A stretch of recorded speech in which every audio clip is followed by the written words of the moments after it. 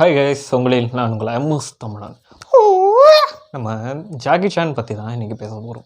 நம்ம ஏற்கனவே இந்த மார்ஷல் ஆர்ட்ஸ், ஃபைட்ஸு, குன்ஃபு, கராச்சே இது மாதிரியான தற்காப்பு கலைக்கு ரிலேட்டடான மூவிகளை பற்றி பேசியிருக்கோம். ஒரு விதமான தற்காப்புகளையும் வித்தியாசமான நுணுக்கத்தையும் வித்தியாசமான அனுபவத்தையும் கொடுக்கும். நம்ம ஹிப்மேன் எடுத்துக்கிட்டா வீச்சு கலரி அப்படின்னு ஆள் குட்டையாக இருந்துட்டு 2 விரலை வச்சு டப்பு டப்புன்னு பட்டாம்பூச்சி மாதிரி பறந்து போட்டுருவார். நம்ம ப்ரூஸ்லி எடுத்துக்கிட்டால் ஒவ்வொரு படத்துலையும் ஒரு சீக்வன்ஸ் வயிறு கிழிச்சாலும் சரி, மூஞ்சி கிழிஞ்சாலும் சரி, தலைமை சிங்க மாதிரி நிற்பார். ஆனால் நம்ம ஜாக்கியை மட்டும் எடுத்துக்கிட்டா இவர் பண்ணுற ஃபைட்டை பார்த்தா நமக்கு பயம் வராது, காமெடியாக தான் இருக்கும். நம்மளை சிரிக்க வைக்கிற மாதிரியான ஒரு ஃபைட் சீக்வன்ஸை நம்ம தலைமை ஜாக்கி அவர் பண்ணுவார். அந்த வரிசையில் ஜாக்கி ஒரு குடிகாரப்பு, குடிச்சாதான் இவர் சண்டை போடுவாருப்பு அப்படிங்கிற மாதிரி தான் இருக்குது. இது ரொம்பவே பழைய படம். ட்ரங்கன் மாஸ்டர் இதில் விஷயம் என்னென்னா, இது ஒரு ட்ரங்கன் பாக்ஸிங் அப்படிங்கிற மாதிரி. இது ஒரு விதமான தற்காப்பு கலை. இவர் லிகர் சாப்பிட்டா தான், குடித்தாதான் அந்த ஃபைட்டுக்கு ஒரு பவர் ஏறும். விஷயம் இது எப்படி உங்களுக்கு சொல்கிறதுனா, இந்த மாட்டுக்கு இந்த கிராமத்து சைடில் இந்த மாட்டுக்கு தண்ணியை சாராயத்தை ஊற்றி விட்டு குத்தும்ல பெரிய ஏறி பண்ணுறது. அந்தளவுக்கு இவர் எந்த அளவுக்கு இந்த சாராயத்தை குடிக்கிறாரோ அந்த அளவுக்கு ஸ்பீடாக சண்டை போடுவார். இதுதான் இந்த ட்ரங்கன் பாக்ஸிங்கோட ஒன்லைன். எப்படி இந்த கடைசியில் இவர் ஜெயிக்கிறாரு, எப்படி இந்த தண்ணியை வளர்ற கொஞ்சம் சாராயம் குடித்து எப்படி மயக்கம் போட விடாமல் எப்படி அங்கே எல்லாரையும் காப்பாற்றுறாரு அப்படின்னு தான் அந்த கதையோட ஒன்லைன். நம்ம ஸ்டார்டிங்கில் பார்த்தோம்னா ஏதோ ஒரு இடத்துல ஒரு ட்ரெயினுக்கு எல்லோரும் வெயிட் பண்ணிகிட்டு இருப்பாங்க. இவர் ஒரு கையில் ஒரு பாக்ஸ் வச்சுருப்பார். அது ஒரு விதமான மூலிகை வேறு. நம்ம ஜாக்கி குடும்பத்தில் ஜாக்கி இல்லாமல் 3 பேர். அவர் அப்பா, அவங்களோட சித்தி, இன்னொன்று அவனுக்கு ஒரு தம்பி, அவங்க சித்தி வழியில் வந்த ஒரு தம்பி. இவங்க அப்போ ஒரு பெரிய சைனீஸில் ஒரு பிரபலமான மூலிகை வைத்தியராக இருப்பார். அந்த ஷாய் வேறு அப்படின்னு ஒரு பிரபலமான வேறு இருக்கும். அதை கையில் கொண்டு வந்தால் எவனாச்சும் புடுங்கிக்குவான்னு பக்கத்தில் இருந்த ஒருத்தனோட பாக்ஸில் அதை போட்டுருவார். அதை எடுக்கிறதே பெரிய போராட்டமாக இருக்கும். இதே நேரத்தில் ட்ரெயின் சடனாக ஒரு பிளாக் நிற்கும். அந்த பிளாக்லேயே ஒரு பெரியவரோட குச்சியை வச்சு சண்டை, பறந்து சண்டை, அந்த பாக்ஸ் எடுக்க சண்டை அப்படின்னு அந்த பாக்ஸ் எடுக்கிறதே பெரிய ஒரு போராட்டமாக இருக்கும்.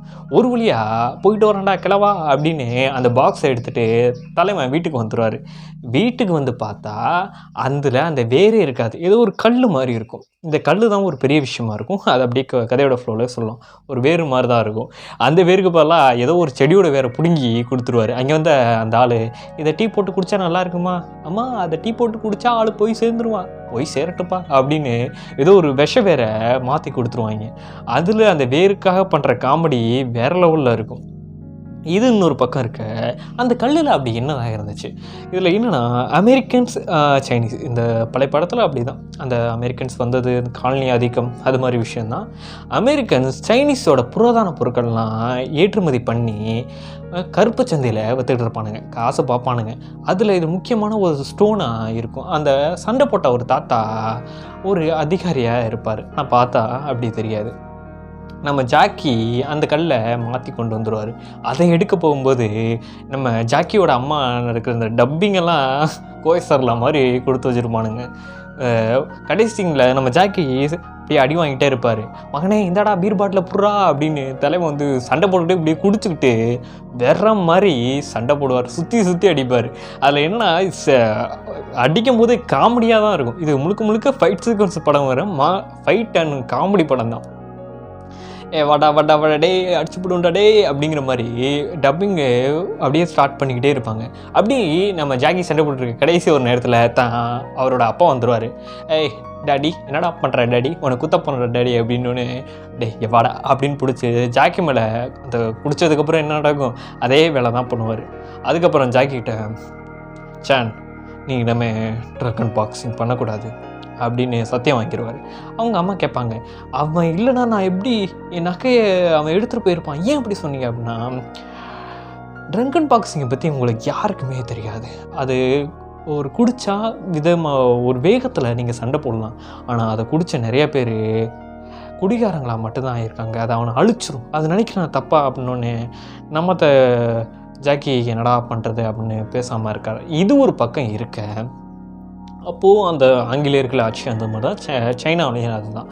ஒரு இரும்பு கம்பெனியில் சீனர்களை அதிகமாக வேலை வாங்கிட்டு இருக்கானுங்க. வேலையை ஓவர் ஷிஃப்ட்டு, ஞாயிற்றுக்கிழமை கூட லீவு கிடையாது, ஓவர் ஷிஃப்ட் வாங்கிட்டு இருக்கானுங்க. சம்பளமும் கம்மியாக தரானுங்க. ஓவராக வேலை வாங்கி மிரட்டி ஒரு அடக்குமுறை பண்ணிக்கிட்டு இருக்காங்க. ஒரு டயத்தில் நீங்களாம் வேலைக்கு வேணாம் அப்படின்னு சம்பளமே கொடுக்காம அவங்கள வெட்டி விட்ருவானுங்க. இது ஏன் இந்த பிரச்சனை அப்படின்னு கேட்டால், நம்ம ஜாக்கியை லவ் பண்ணுற ஒரு பொண்ணை வில்லன் கடத்திட்டு போயிடுவான். நம்ம ஜாக்கி காப்பாற்ற போவார். அதில் நடக்கிற ஃபைட் சீக்வன்ஸ்லாம் வேற மாதிரி இருக்கும். நெருப்பை விட்டு பறக்க விடுவானுங்க. கடைசி இதில் நெருப்பு பற்றிக்கிறதுக்கு சரக்கு பாட்டில் சரக்கு வச்சுருப்பாங்க. நம்ம ஜாக்கி குடிக்கக்கூடாதுன்னு வாயில் சரக்கு ஊற்றிட்டு பூன்னு ஊதி எல்லாரையும் துவம்சம் பண்ணிடுவார். கடைசியில் எல்லாரையும் காப்பாற்றி கொண்டு வரும்போது நம்ம ஜாக்கிக்கு அங்கே ஒரு அதிகாரியாக ஒரு பதவி கிடைக்கும். இதான் இந்த கதையோட ஒன்லைன்.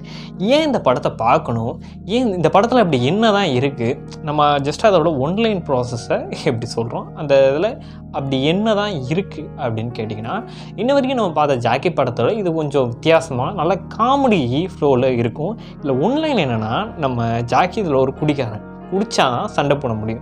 சில பேர் குடித்தா கவுந்தரிச்சு படுத்துருவாங்க. ஆனால் இதில் ஜாக்கி குடித்தாதான் சண்டை போட முடியும்.